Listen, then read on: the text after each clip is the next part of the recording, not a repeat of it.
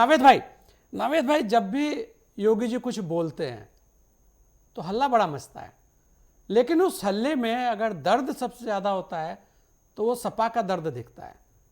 अगर आप देखें जितनी चीजें कपीस भाई ने बोली है, देखिए कपीस जी, ये वास्तविकता है कपीस भाई।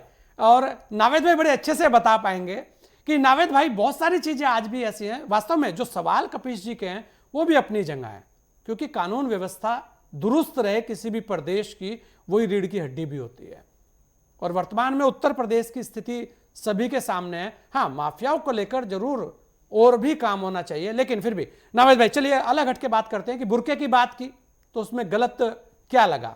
मतलब बहुत सारी चीजें ऐसी हैं, कटेंगे बटेंगे की बात हुई तो क्या गलत हो गया, कबीर धाम की बात को लेकर बात हो ही रही है, ऐसे बहुत सारे मुद्दे हैं, उन्हें लेकर यह कह दिया जाता है कि भाई सनातन की बात हो रही है या हिंदुत्व की बात हो रही है। तो भाई अगर भगवा पहरा है तो कोई एक फर्ज आपका भी तो होगा। नावेद भाई क्या लगता है आपको जी? देखिए, बात मानना पड़ेगी कि योगी आदित्यनाथ एक बड़े नेता हैं, एक बड़े जनाधार वाले नेता हैं। और राजनीति में उनका एक इतिहास रहा है, लंबे समय तक वो सांसद रहे हैं और उनकी छवि जो है वो एक फायर ब्रांड, एक शब्द इस्तेमाल होता है, फायर ब्रांड नेता, यानी वो सख्त से सख्त शब्दों का इस्तेमाल करे। और जो कोई बड़ा नेता होता है उसके वक्तव्य, उसके भाषणों के आ, समर्थन में एक बहुत बड़ी लॉबी होती है और उतनी बड़ी लॉबी एक विरोध में भी होती है। ऐसे नेताओं के भाषणों को एक बड़ा वर्ग पसंद करता है जी। तो एक वर्ग जो है उसका विरोध करता है और उसमें कमियां निकालता है, और एक वर्ग तालियां बजाता है, बड़ा खुश होता है। योगी आदित्यनाथ जी मुख्यमंत्री हैं, दूसरा कार्यकाल उनका चल रहा है। वो अपने वक्तव्य में, खासतौर से चुनावी भाषण में, अपनी उपलब्धियां भी नहीं बताते हैं, बल्कि इस तरह के बयान देते हैं जिस पर चर्चा हो, जिस पर आपत्ति हो और एक वर्ग खुश हो। उनका कंटेंट होता है सनातनियों को एक करना। योगी आदित्यनाथ हमेशा इस तरह की कहावतें जिस पर आपत्ति की जा रही है वो आमतौर से आपत्ति की जा सकती है, विपक्ष आपत्ति कर सकता है। और कफिल भाई के जो आरोप हैं, जो उनकी तंज हैं, उसमें मैं कोई टिप्पणी नहीं कर रहा हूं। लेकिन आमतौर से ये कहा जाता है कि भाई हम तो कल इतने घटिया होटल में मुझे रुकना पड़ा कि बिल्कुल जहन्नुम लग रहा था, ना कूलर चल रहा था ना एसी चल रहा था। हम तो चाहते हैं कि अपराध की दुनिया मिट्टी में मिल जाए। तो ये आमतौर से भी इस तरह की कहावतें इस्तेमाल होती हैं, ये थोड़ी सख्त कहावतें होती हैं। ये कोई ऐसे शब्दों का जन्म नहीं दिया है, मिट्टी में मिला देंगे। योगी आदित्यनाथ जी का एक वाक्य सफल हुआ, पॉलिटिकल माइलेज मिला, भारतीय जनता लेकिन वो पार्टी रूटीन को का वाक्य था, पर चर्चा क्योंकि हुई। वो योगी जी ने बोल दिया तो इसलिए ज्यादा प्रचलन में हो गया। भाई जहन्नुम में चले जाओगे, ये शब्द तो दुनिया भर के लोग बोलते हैं, आपने भी बहुत बार सुने होंगे, आपके मुंह से भी निकले होंगे। जहन्नम पहुंच गए, जहन्नम जैसा महसूस हुआ, यानी कष्टों भरी जगह जी। पर जहां सजा मिलती हो। हाँ। जहन्नम पहुंचाने का मतलब नहीं है कि हम उसका इनकाउंटर करके पुलिस से कहेंगे इसको गोली मार के हाँ। इसको कब्रिस्तान पहुंचा दो। इस अर्थ में कफिल भाई ले सकते हैं, लेकिन एक वर्ग ये कह सकता है कि ये कहावत तो हम अरसे से इस्तेमाल करते रहे, जो बचाव करना चाहेंगे। तो ये तो किसी भी नेता के साथ, किसी भी के वक्तव्य पर इस तरह की बातें होती हैं। लेकिन एक बात को समझना होगा, योगी आदित्यनाथ जी को कहीं ना कहीं इसका माइलेज मिलता है। इन बयानों से ही उनका एक बड़ा कद हुआ, इन बयानों से ही उत्तर प्रदेश में ध्रुवीकरण हुआ और 80-20 की लड़ाई में भारतीय जनता पार्टी को नेशनल लेवल पर भी फायदा हुआ। मैं ये नहीं कह रहा हूं कि योगी आदित्यनाथ ने विकास कार्य नहीं किए या उत्तर प्रदेश की जनता, एक वर्ग बड़ा वर्ग है 40-45%, कभी 30%, कभी 50%, ऐसा वर्ग जो उनके कामों को पसंद करके वोट देता है। मैं ये नहीं कह रहा हूं कि सिर्फ ऐसे वक्तव्य को ही पसंद करके वोट देता, लेकिन पॉलिटिकल माइलेज इसका भाजपा को और योगी आदित्यनाथ को ऐसे भाषणों का मिलता रहा है। इस बात को स्वीकार करना पड़ेगा। भले ही और जितना विरोध होगा, जितनी आपत्तियां विपक्ष उठाएगा, समाज का एक वर्ग योगी आदित्यनाथ के ऐसे भाषणों से जितना चिढ़ेगा, उतना योगी आदित्यनाथ को, भारतीय जनता पार्टी को फायदा होगा। ये सारे पॉलिटिकल पंडित जो है, राजनीतिक पंडित है, इस बात को मानते हैं और ये बात कहते हैं।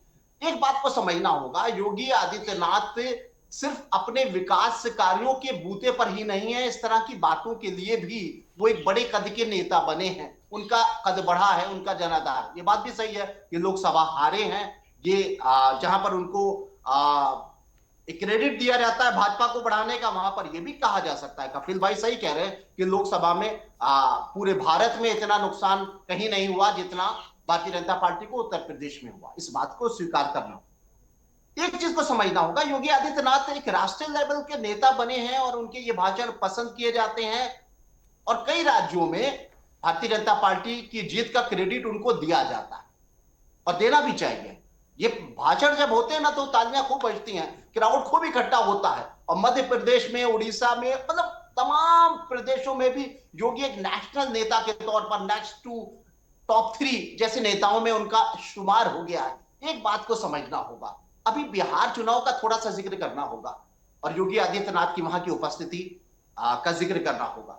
देखिए, योगी जब भी किसी आसपास के या देश के किसी भी राज्य में चुनाव हुआ, वो स्टार प्रचारक के तौर पे गए और उनका भाषण बड़ा पसंद किया गया, बहुत बड़ा क्राउड इकट्ठा हुआ और उसमें भारतीय जनता पार्टी की जीत भी हुई।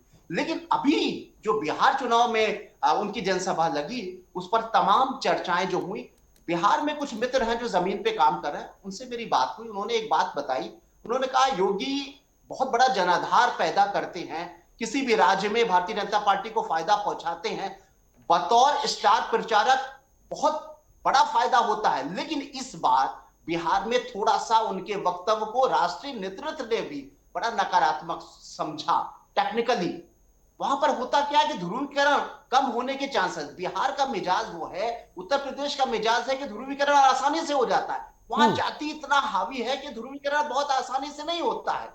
वहां पर जब इस तरह के भाषण पेश किए गए तो बताया जा रहा है कि वो मुसलमान जो कहीं ना कहीं भाजपा को हराने में अपनी एकजुटता और अपने एक ताकत को वोट देने की जो उनकी क्षमताएं हैं, वो भाजपा को नुकसान पहुंचाने की कोशिश एक समुदाय करता है, वो समुदाय बिहार में बिखर रहा था।